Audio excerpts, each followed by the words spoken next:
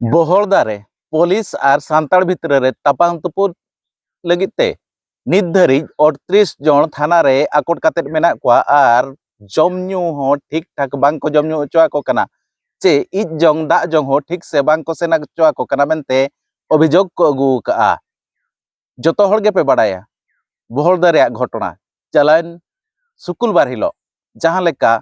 Police और सान्ताड़ भितर रे तापाम तुपुर ठेला ठेली एमान तेया हुई लेना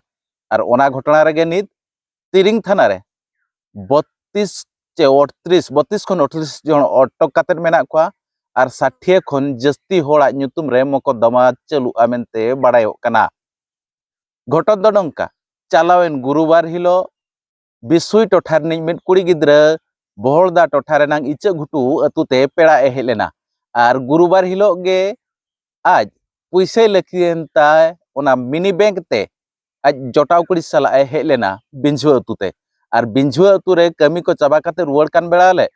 कुल्ही ताला रेगे मिद तुड़ुक कोड़ा चे मुसला कोड़ा उनी कुड़ी गिद्रे चेतान रे नाहाचार कमी लिया और नाहाचार जते बड़े कमी लिया उनी कुड़ी गिद्रे होहोवा का किकियो कनाय ओना किकियो होहो आंजमते ओना सूर जहां तिना सान्ताड़ कोड़ा को से ताहे कना उनको ओना ठाव को सेटरना और उनी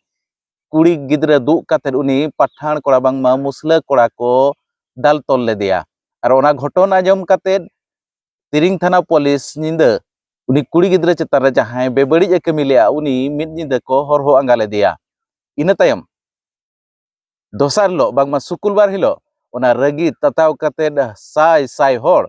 बहड़दा बाजार को जांगे लिया चेको प्रदर्शन लिया जहां को मेता कना जांगे दाराम धागाड़ माटी नोंकान को प्रदर्शन लिया जहां प्रतिबाद सभा को दोहो लिया जहां दो मुर्मू चकोरे और ओना मुर्मू चकोर गे पूरा गाड़ी घोड़ा को जाम उतर लिया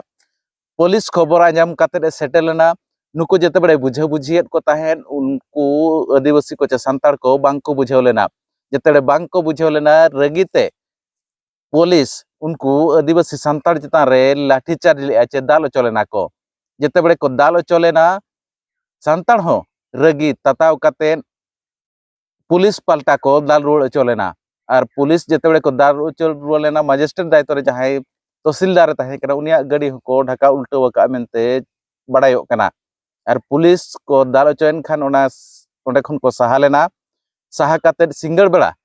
को लैयात को जे जहां दुष्करी उनी मुसला कोड़ा उनी दोले अरेस्ट का दिया और बाडायो कना नितो उनी अरेस्ट काते कोर्ट को फरवर्ड का दिया मेनते तबे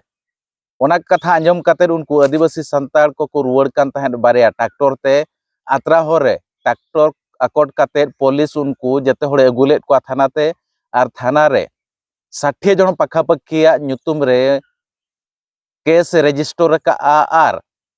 32 खन 38 होड़ नित धरी आकोट कातेट मेना को थाना रे मेना को मेनते बाडायो कना और उनको ठीक ठाक जम न्यू हो ठीक समय रे बांग को एमा को कना चे इज जंग चे दा जंग हो बांगे सेनो चोआ कना मेनते नोंकान अभियोग हिजुक कना अप टू डेट हिजुक कना जे नितो 38 खन जस्ती होड़ नितो थाना रे ने तेहेन धरी हो आकोट कातेट मेना को तबे नोआ रे खबर चेट को बर्ती अप टू डेट नेल सनायत पे खानवा इदी कातेट अदीम न्यूज टीम सला जोड़ाव रगे ताहे को पे मा तबे सनाम को जोहार।